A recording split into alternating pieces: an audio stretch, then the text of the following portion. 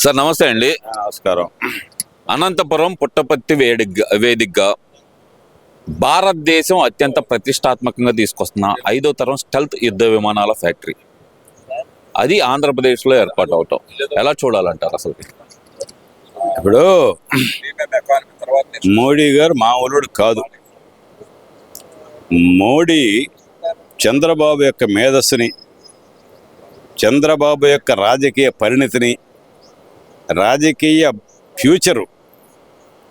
ఫ్యూచరే కాకుండా ఇంతకుముందు ఆయన చేసినటువంటి గొప్ప రాజకీయ విన్యాసాలు అన్నీ తెలుసుకొని ఇప్పుడు చంద్రబాబు అనేవాడిని మన సంఖలో పెట్టుకోకపోతే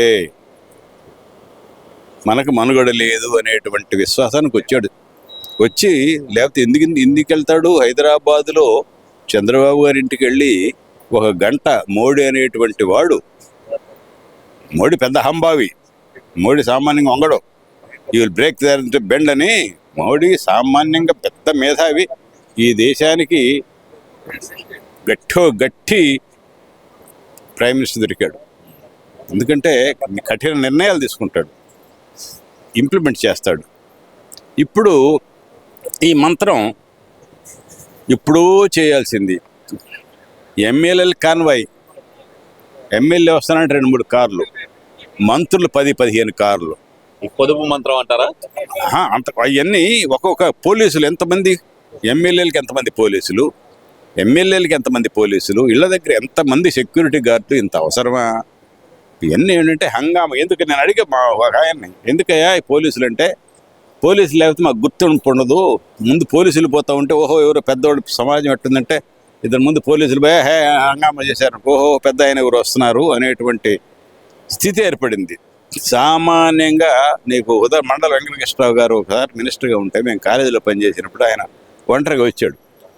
కాలేజీ మామూలుగా సెలవు ప్రకటించారు. వచ్చిన తర్వాత నేను గుర్తుపట్టలే ఆయన్ని, ఎవళ్ళు ఒంటరిగా వచ్చాడు. ఏమయ్యా ఏంటి కాలేజీ అన్నాడు. మీరెవరు సార్ అన్నావు. నేను మంత్రినయా, విద్యామంత్రిని, మండలం వెంకటకృష్ణరావు అన్నాడు.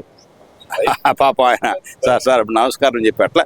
అందుకని ఇప్పుడు ప్రతి వాడు ఎమ్మెల్యే కాగానే పోలీసులు, వెనక ముందు పోలీసులు. ఏంటి వ్యవస్థ? ఇంకోటి తెలుసా, అసలు ఇది కాదయ్యా చేయాల్సింది, ఈ పెన్షన్స్, ఎమ్మెల్యేకి పెన్షను, ఎంపీ పెన్షను, రకరకాల పెన్షన్స్, ఎన్ని పెన్షన్స్. అట్లనే ఈ ఎంపీలకి ఎమ్మెల్యేలకి ఇంతంత సిద్ధ శాలరీస్. ఎమ్మెల్యే గెలిచేవాడు, ఎంపీ గెలిచేవాడు డబ్బులు లేకుండా ఎవడు గెలవట్లేదు, అంతా కోటేశ్వర్లే. వాళ్ళు స్వచ్ఛందంగా, ఇప్పుడు మనం పోయినసారి గ్యాస్ అడిగారు, గ్యాస్ స్వచ్ఛంగా ఈ బెనిఫిట్ వదిలేయమని, సబ్సిడీ వదిలేయమని చాలామంది మనం మిడిల్ క్లాస్ అంతా వదిలేసాం. అవునా? చెప్పు, మంత్రులు మీ శాలరీస్ వదిలేయమని చెప్పు, లేకపోతే ఈ ఎంపీలందరూ మీ శాలరీస్ వదిలేయమని ఒక మాట చెప్పరు. అది వాళ్ళకేమో చెప్తున్నాయి, ప్రజలేమో పొదుపు పోయించాలా, వాళ్ళు మాత్రం అనుభవించాలి. ఏదో ఇప్పుడు సైకిల్ వేసుకుపోతాము. ఇంతకుముందు ఏమైందంటే ఇప్పుడు తెలుసు కదా, ఈ దేశం ప్రతి వాడికి తెలుసు, ఒక్కొక్క పెళ్ళిళ్ళలో ఎన్ని కోట్లు ఖర్చు పెడుతున్నారు, వాళ్ళు డెకరేషన్కి ఎంత ఖర్చు పెట్టి తెలియదు వాళ్ళకి. ఏం చేస్తున్నారు ఇన్కమ్ ట్యాక్స్ వాళ్ళు, వీళ్ళంతా ఏం చేస్తున్నారు, ప్రభుత్వం ఏం చేస్తుంది, ఇవన్నీ ఎవరు చేస్తున్నారు? రాజకీయ పలుకుబడి ఉన్న వాళ్ళు మాత్రమే ఈ రకంగా దర్జాగా హంగామా ఖర్చు పెడుతున్నారు. అందుకని వాళ్ళ మీద ఏగ వాలదు, సామాన్యమనుడు ఏం చేయలేడు కదా. అందుకని మంచిదే పొదుగు మంత్రం, చాలా మంచిది. ఏదంటారే, ఏదో దప్పిగినప్పుడు బావి దూగినట్టు, దప్పికిందడు బాగా ఇంత ముందు నుంచి చేస్తే ఎంత ఇప్పుడు ఎంత కాన్వాయ్. మన వాడు ఉత్తరప్రదేశ్లో ఎక్కడో 50 మంది కార్లు వేసుకొని వాడేది ఒక సొసైటీ ప్రెసిడెంట్ ఏదో 50 మంది కార్లు. ఇప్పుడు కూడా మనం మనం ఒక ఎమ్మెల్యే పోతున్నా, లేకపోతే ఒక ఎంపీ వస్తున్నా, అవడలోకి ఎంత కాన్వాయ్, ఎంతమంది కార్లు. అందుకని ఏదైనా మంచిదే. ఇప్పుడు ఎందుకంటే చాలా అవసరం. ఇప్పుడు మనకి బంగారం ఉంది, ఎగబడి కొంటున్నారు. తెలియదా గవర్నమెంట్కి ఎవరి దగ్గర డబ్బు బంగారం ఉంది? బిస్కెట్లు కొంటున్నారా? బిల్లే గవర్నమెంట్ తెలియదు, ఎవడు బంగారం కొంటున్నాడు, ఎందుకు కొంటున్నాడు, ఎక్కడిది డబ్బులు తెలియదు. ఇంత కరప్షను. ఇప్పుడు టాప్ టు బాటం వ్యవస్థ అంతా కూడా ర్యాంపెంట్ కరప్షన్. ఎప్పుడైతే రాజకీయ నాయకుల్లో కరప్షన్ ఏర్పడిందో ఉద్యోగస్తులు భయం పోద్ది, ఉద్యోగస్తులు ఎప్పుడైతే భయపడింది ప్రజల్లో భయం పోద్ది. మామూలుగా అయితే ప్రజలు భయపడతారు. ఇప్పుడు మా బంగారు బిస్కెట్ కొన్నాము, ఎక్కడ కొన్నాము, ఎక్కడ ఈ డబ్బు, ఇన్కమ్ ట్యాక్స్ వాళ్ళు పడిపోతారు. ఎవడు లెక్క ఎవడు? అసలు బంగారపు కొట్లు చూడు, గుంటూరులో ఎన్ని బంగారపు కొట్టులు ఇస్తున్నాయి, కొత్త కొత్త బంగారపు కొట్టు చెప్పు, రోజుకు బంగారపు కొట్టు వస్తుంది. సరే, ఇదంతా ఒక ఎత్తు. ఈ పొదుపు సంగతి పక్కన పెడితే కనుక రాష్ట్రంలో ఏదైతే చంద్రబాబు నాయుడు గారు ప్రకటించారో 20 లక్షల ఉద్యోగాల కల్పన 5 సంవత్సరాల్లో, అది ప్రైవేట్ రంగంలోని ప్రకటించారు. దాని దిశగా అనేది ఈ లక్షల కోట్ల పెట్టుబడి అనేది సాధిస్తుంది అనుకోవచ్చు అంటారా? చంద్రబాబు చేస్తాడయా? చంద్రబాబు ఏదనుకుంటే కూడా కేంద్రంలో ఉన్నటువంటి మంత్రులంతా కూడా చంద్రబాబుని కాదని ఏమీ చేయలేరు. ఎందుకంటే మోడీ తర్వాత నెంబర్ 2 ఇది కోహ్లీ దీంట్లో చంద్రబాబే. అందుకని ఏ మంత్రి అయినా కూడా చంద్రబాబుని కాదని చేసేటువంటి పరిస్థితి లేదు. కాకపోతే ఇంకోటి చెబుతున్నా మిత్రమా నీకు, ఇదేదో ప్రజలంతా ఇవన్నీ చూసి ఓట్లేస్తారనుకోబాకు. ఈ సంక్షేమాలు చూసి, లేకపోతే మేము డబ్బులు ఇచ్చామని చేసి, జగన్ అదేగా బాబు నేను జనానికి డబ్బులు పంచి పెట్టాను, నేనే పవర్లోకి వస్తాను, వై నాట్ 175 ప్రజల బలికడు కదా. అందుకని ఈ జనం మెంటాలిటీ ఎవడు nobody can imagine, nobody can, అసలు ఊహకు అందదు ప్రజలు ఏం చేస్తారు అనేటువంటిది. తమిళనాడులో చూడు, ఎవడన్నా ఊహించాడా? తమిళనాడులో విజయానికి అన్ని ఓట్లు వస్తేనే ఎవడన్నా ఊహించాడా? ఎవడో ఒక పిచ్చోడు చెప్పాడు తప్ప. అదేం సార్ మీరు ఆ మాట అంటారు? విజయ్ జగన్మోహన్ రెడ్డి ఫోటో పెట్టుకొని గెలిచాడని వాళ్ళు అంతసేపు చెప్తుంటే ఎవరు ఊహించలేదని ఎలా చెప్తారు? అది కదయ్యా, ఇప్పుడు గెలిచినోడు ఫోటో పెట్టుకుంటారు కానీ 11 సీట్లు వచ్చినోడు ఫోటో ఎవడు పెట్టించోడా? నువ్వు ప్రశ్న అడగటం, నేను జవాబు చెప్పడం, వాడెవడు జగన్ ఫోటో పెట్టుకే గెలిచాడు, రోజాబాయి గెలిచింది ఇప్పుడు వైసీపీ నాయకులందరూ అదే మాట అంటున్నారు. అంటారయ్యా, మా కోటేశ్వర ఉన్నాడు, రోజు లడ్డు తీసుకొస్తాడు, ఎవడో లడ్డు పెడతాడు, నేను ఇప్పుడు ఎవడు రోజు తీసుకొస్తాడు, ఎక్కడో తీసుకొస్తాడు, నా గొప్ప అంటాడు, ఎవడు ఇచ్చింది కూడా నేను గొప్ప తినమంటాడు.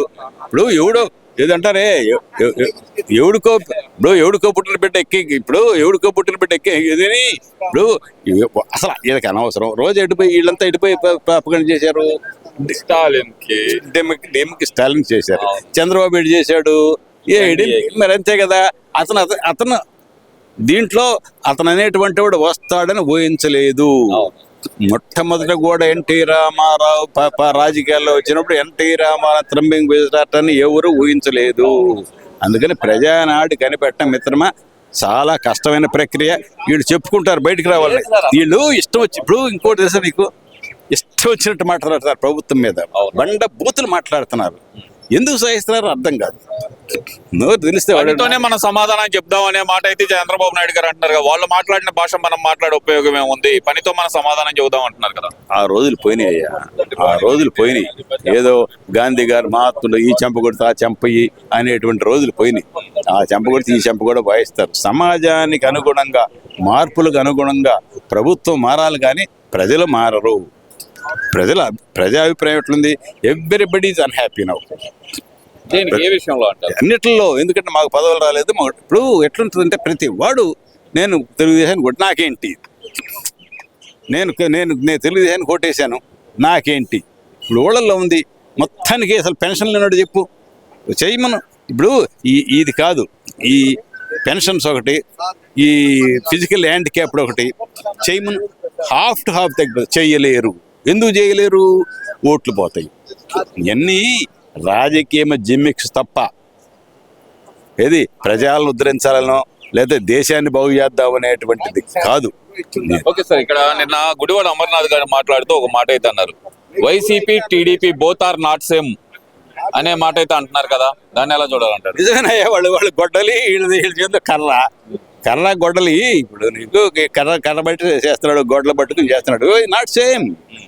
ఇప్పుడు అసలు ఎంత భయపడి చేస్తున్నారంటే, ఇంకో చెప్పాలంటే ఆ పార్టీ నుంచి ఏదైనా రావాలంటే ఏమైంది, వాడెవడో మొన్న వాడిని చంపేశారు. వాడు పెద్ద దస్తగిరిని చంపేశారు. తెలిసిపోతుంది ఎందుకు దస్తగిరి అంటే, వాడు బెనామీ అంట, వాడు అడ్డం తిరిగాడంట. ఇప్పుడు వాడి పేరు బెనామీ పెట్టాడు ఆయన, రవీంద్రనాథ్ రెడ్డి పెట్టాడు. అని నాకు రిజిస్టర్ అయ్యారా అని ఉంటాడు, అడ్డం తిరుగుంటాడు. చేసేశారు. భయం నీకు వ్యవస్థలో తంతానంటేనే భయం. అయ్యా బొజ్జగిస్తే అసలు పిల్లలు వింటలేదయ్యా, ఇళ్లలో ఏ పిల్లలు వింటలా, అయ్యా బుద్ధగింపులకి ఎవడూ మాట వింటలేదు, లేకపోతే చచ్చిపోతా ఉన్నారు. రాడికల్ చేంజ్ వచ్చింది. అందుకని మనం ఇక చూస్తా కూర్చోదంటే గుడ్లు అప్పగిచ్చి మనం ఏం జరుగుతుంది చూస్తా మంచిదే. దేశానికి ఇది పొదుపు అనేటువంటిది మొట్టమొదటి నుంచి కూడా చూడవడు. పొదుపు అనేటువంటిది మన పూర్వకాలంలో రైతులు ఏం చేసేవాళ్ళు, ఆదాయం వస్తే ఎకరం కొనుక్కునేవాళ్ళు, అవును, పొలం కొనుక్కు. ఇప్పుడు ఏమైనా చేస్తున్నాడు, ఇళ్ళు, ఏసీలు, వాటర్ ట్యాంకులు, మొత్తం మొత్తం ఫ్లోరింగ్లు, బ్రహ్మాండం పబ్లిసిటీ ఓరియంటెడ్. ఎవడని చూడు, ఒక ఎకరం వ్యవస్థ ఏంటంటే ఒక ఎకరం అమ్ముతా ఉంటున్నారు, అంతేగాని ఒక ఎకరం కొలుద్దాం అంటలేదు ఎవడు. ఒక ఎకరం కూడా వస్తాయి ఎందుకు? ఇప్పుడు మనిషి ఎట్టుందంటే ఎంజాయ్ అండి మరలేగా హ్యాపీగా ఎంజాయ్ చేద్దాం వ్యవస్థ వచ్చింది. అసలు నీకు ఎందుకు హోటల్ చూడు, అదేదో సిగ్నేచర్, ఎంతమంది జనం ఫుల్. నీకు అసలు పోతే ఆడవాళ్ళు కూడా సాయంత్రం పోతే అసలు నీకు ఖాళీ లేదయా. అసలు ఇళ్లలో వంట వండుకునే ఆడవాళ్ళు లేరు సాధారణంగా. ఏం చేస్తావు వ్యవస్థని? అందరూ కుటుంబంతో పిల్లలతోటి హోటల్లో సాగి హ్యాపీగా ఎంజాయ్ చేస్తారు. అది మరి అది పొదుపు కాదుగా, అది కూడా తగ్గించాలంటారు. మరి అంతేగా.